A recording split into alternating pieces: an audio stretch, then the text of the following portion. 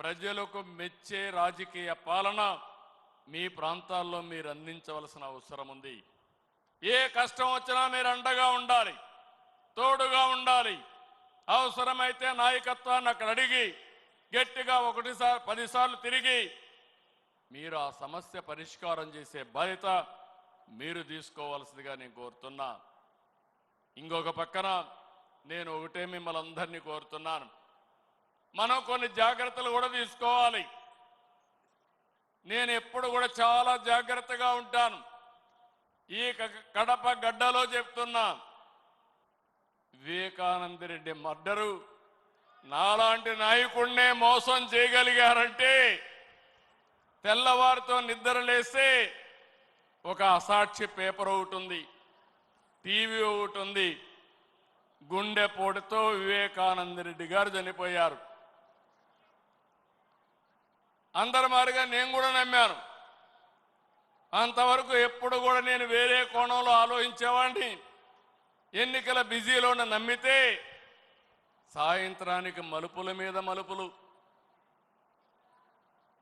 గొడ్డలితో మెదడు కూడా బయటొచ్చి అంత చిన్నాభిన్నమైపోయి రూమంతా రక్తం ఉంటే అలాంటిది కడిగేసి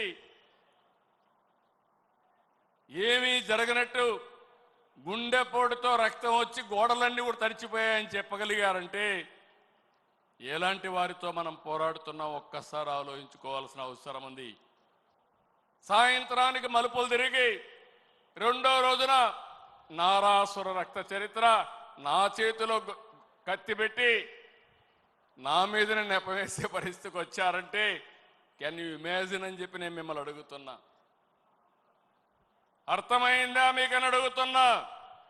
అర్థమై ఉంటే చేలు పైకెత్తమని చెప్తున్నా.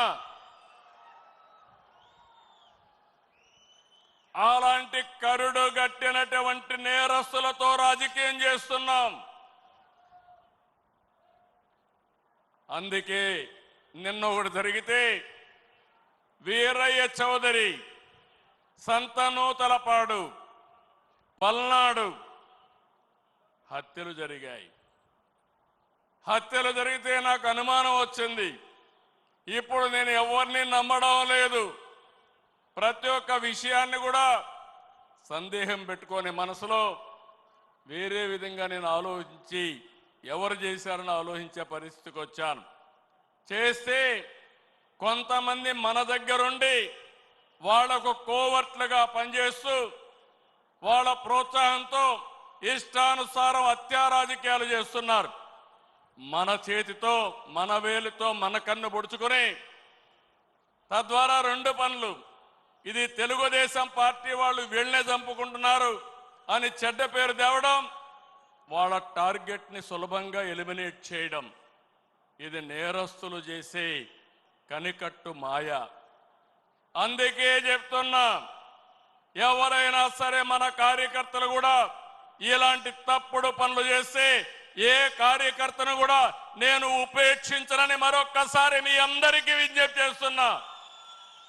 మీకందరికీ ఆమోదయోగ్యమైతే గట్టిగా చప్పట్లు కొట్టి మీరు కూడా ఆమోదించండి.